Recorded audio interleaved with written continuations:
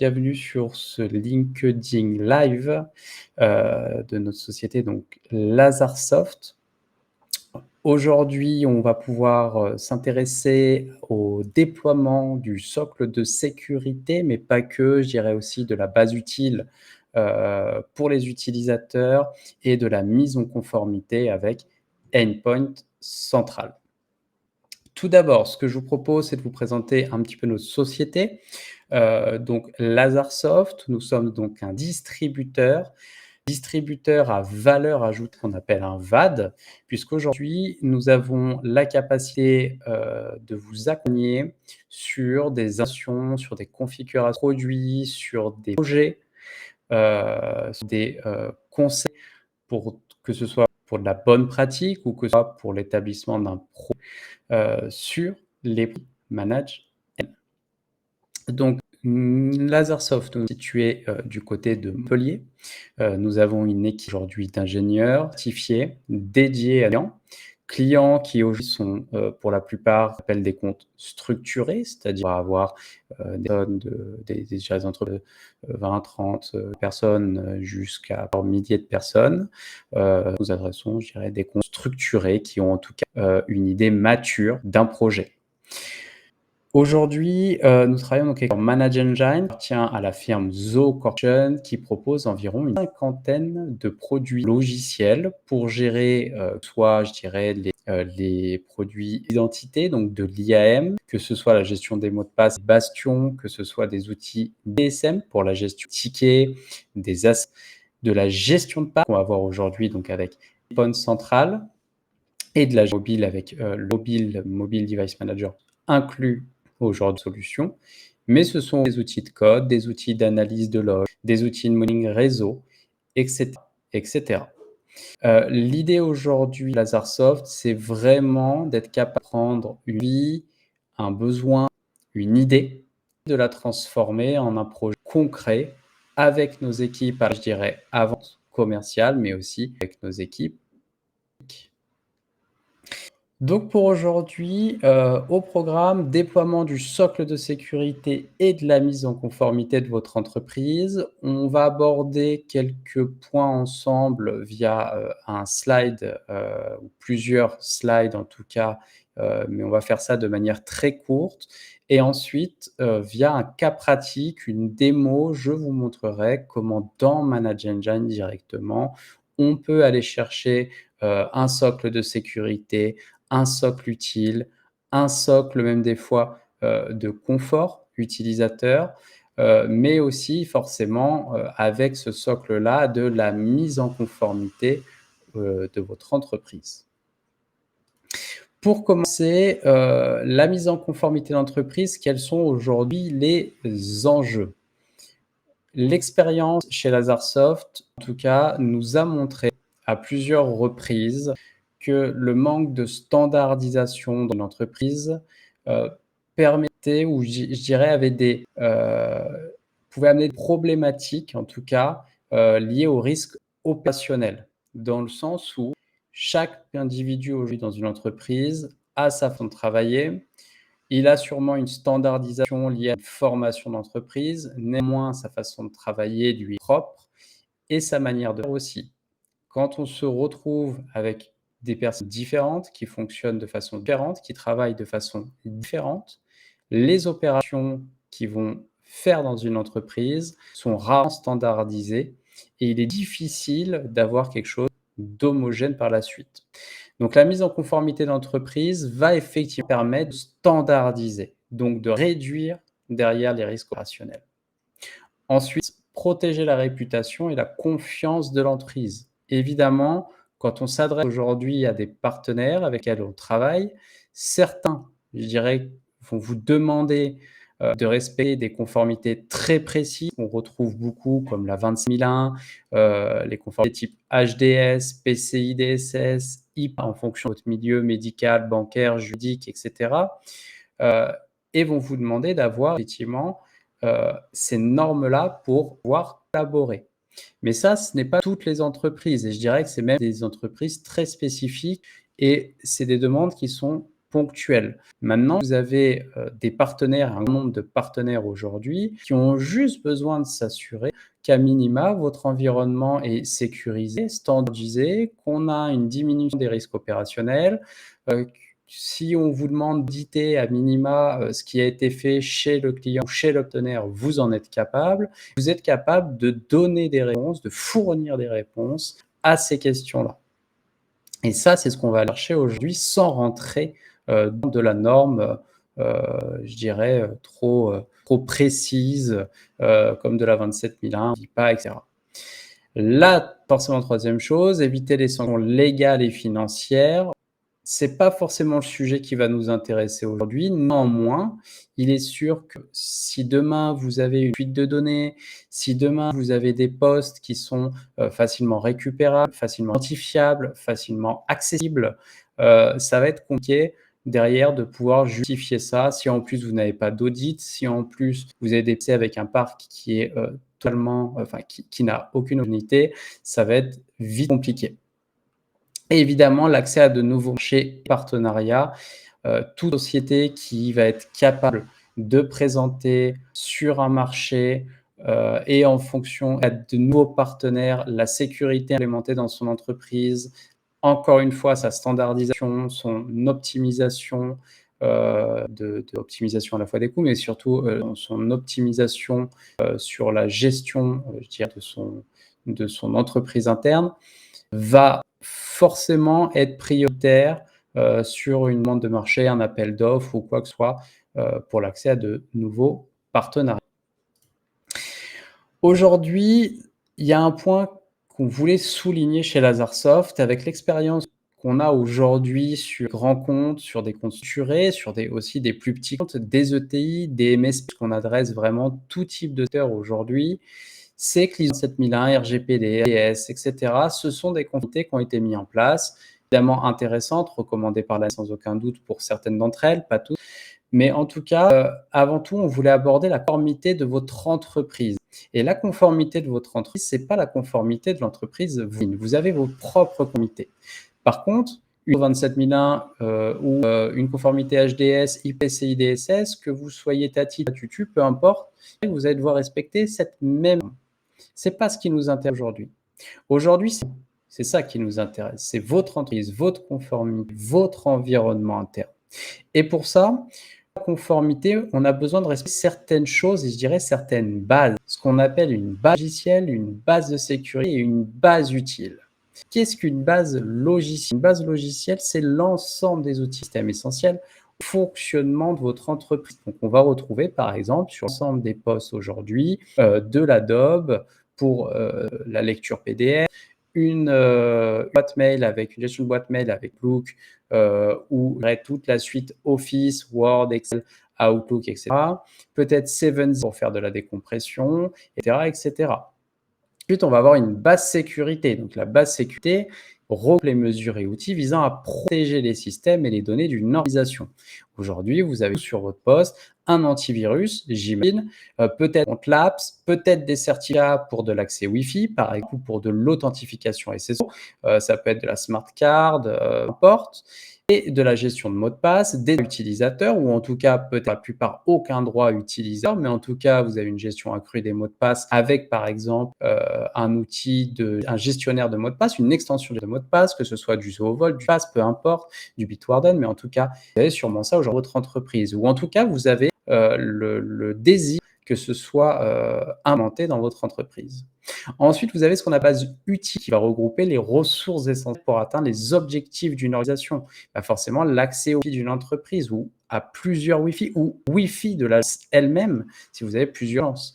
L'accès à un outil de CRM, l'accès à des logiciels métiers, l'accès à des raccourcis, puisque aujourd'hui, vous avez différents utilisateurs, ils ont le raccourci, ils ont besoin d'accéder le plus rapidement possible à un environnement.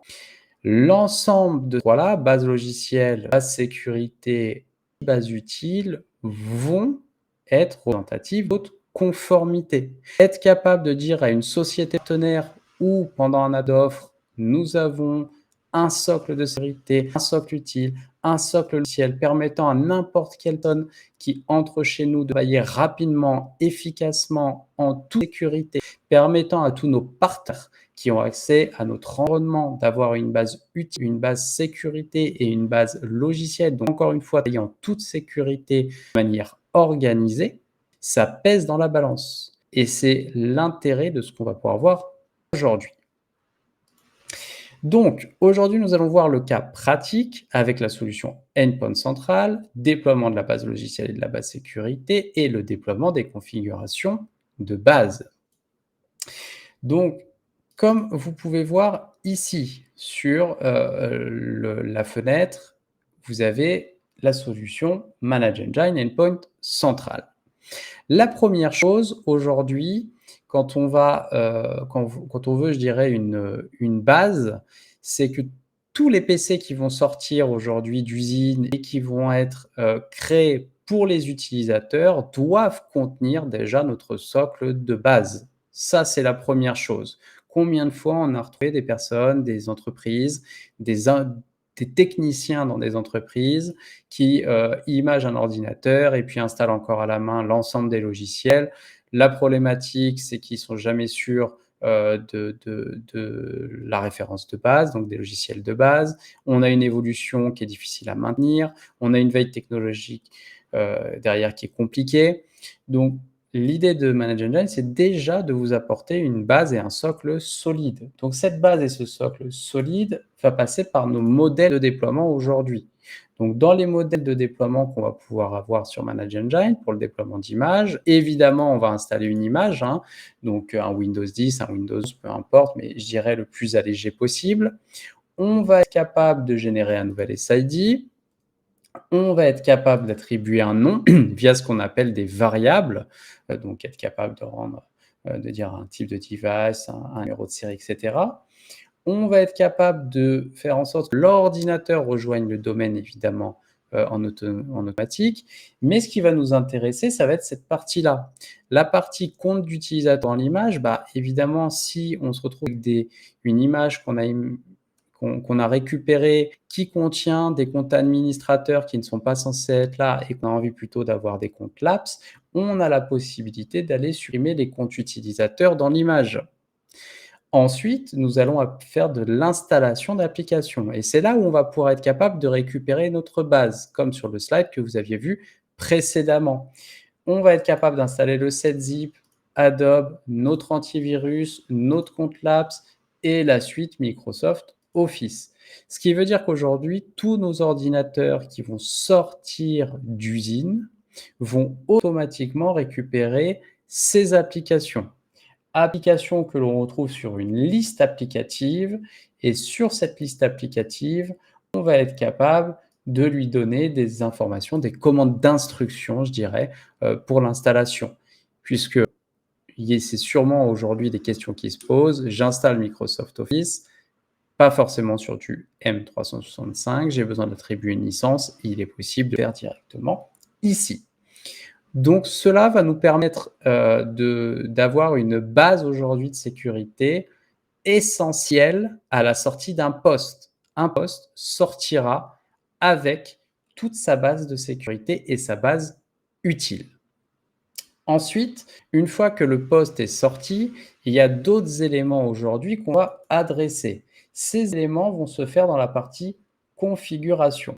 Vous pouvez, avec Endpoint Central, déployer ce qu'on appelle des collections. Ces collections, c'est un enchaînement, je dirais, de configurations qui va vous permettre de mettre votre PC aux normes avec, encore une fois, un renforcement de la base sécurité, mais un renforcement de la base utile et surtout du confort utilisateur. Donc, quand un ordinateur sort d'usine, que sa base est installée, de quoi nous avons besoin? Nous avons besoin évidemment du Wi-Fi, puisque le Wi-Fi va devoir être accessible et disponible pour l'ensemble des utilisateurs. Si jamais nous avons un certificat à distribuer, et notamment le certificat pour le Wi-Fi, évidemment, on va le mettre avant et on pourra distribuer un certificat. Ensuite, nous avons souvent besoin de déployer des imprimantes IP, correspondant, je dirais, à l'imprimante sur le site lui-même ou une imprimante générale. Nous avons besoin de distribuer, un avis juridique, donc ça va être plutôt la partie charte informatique. On va en parler, juste après. On a besoin de déployer, peut-être avant la charte informatique, entre les 2 des stratégies de sécurité. On va devoir déployer un script personnalisé, peut-être aussi avant l'avis juridique. Script personnalisé qui peut être, par exemple, la désactivation de protocoles. On a eu le cas récemment avec une entreprise où ils ont besoin de désactiver les protocoles LLDP, les protocoles IPv6. OK, ça s'entend. Et ensuite, la création éventuellement de raccourcis pour l'utilisateur. Vous pourriez ajouter tout un tas d'autres éléments disponibles ici, mais en tout cas, heu, ici, vous aurez l'ensemble des collections avec une base de sécurité correspondante. Donc la première chose, ça va être effectivement de distribuer un certificat. On va cliquer «Récupérer un certificat» qui va aller se stocker en général dans la trusted root, donc les autorités de certification. On va récupérer notre certificat, on va noter son mot de passe et on va l'enregistrer. Le certificat sera prêt à être distribué. Le Wi-Fi, assez simple, hop, tac, on enregistre, on continue. Le Wi-Fi, assez simple, on clique ici, on ajoute le nom du profil Wi-Fi. On va lui ajouter son type de sécurité. Évidemment, vous avez beaucoup de chances d'être en WPA3 Enterprise si c'est le cas, qui va faire appel au certificat qu'on vient de distribuer. Dans le cas où c'est du WPA2 personnel, on connaît un chiffrement, un mot de passe et on pourra faire en sorte de se connecter si le réseau ne diffuse pas puisque votre SSID est caché, remplacer si le profil existe, comme ça on est sûr, de toujours être à jour parce que si le mot de passe change d'un côté, au moins on pourra le remplacer et on a la possibilité de démarrer la connexion en automatique. On enregistre, on continue. On a ici la possibilité de déployer une imprimante, par exemple, on va dire imprimante Conta. Le nom d'affichage, alors le nom d'affichage de l'imprimante, l'IP donc hop, hop, tac, tac, tac. Son protocole va être rentré et ici vous pouvez déjà distribuer le driver que vous allez rentrer directement ici pour pouvoir le distribuer. Si jamais, vous pouvez utiliser le pilote préinstallé qui vous sera disponible. Vous avez juste à nous noter le nom, du pilote. Ensuite, vous pouvez enregistrer et continuer. Évidemment, vous pouvez ajouter d'autres imprimantes, hein. Comme on l'a vu, vous n'êtes pas obligé de le faire que sur une seule. Des stratégies de sécurité, par exemple, pour désactiver l'exigence contrôlable pour l'ouverture de session, autoriser l'accès CD-ROM, ne pas permettre aux disquettes que l'utilisateur ait une session localement, empêcher l'utilisateur d'installer des pilotes imprimantes ou de modifier l'association de fichiers, qui est possible. Vous pouvez activer ou désactiver certaines fonctionnalités. L'exécution d'un script personnalisé, par exemple la désactivation du protocole LLDP, vous ferez appel à un référentiel disponible. Désactivation du protocole LLDP avec son argumentaire de script. On enregistre et on continue. Ensuite, la création d'un raccourci, donc par exemple nom du raccourci Notepad. L'application, ça sera cible, sera par exemple celle-ci. Un argument s'il y a besoin, l'emplacement du raccourci que vous allez pouvoir choisir, le fichier icône que vous pouvez changer et on peut enfin ajouter le raccourci. On enregistre et on continue. Ensuite, pour finir là-dessus, l'avis juridique. Donc ça, c'est la charte informatique, par exemple. C'est un exemple. Aujourd'hui, vous avez la possibilité, vous avez tous, en tout cas, une charte informatique. Cette charte informatique évolue au fur et à mesure des années. Je vous donne l'exemple, par exemple, de l'arrivée de l'IA. C'est une raison de faire évoluer sa charte informatique. Je vous parle, par exemple, de l'arrivée des voitures connectées. C'est une raison de faire évoluer sa charte informatique.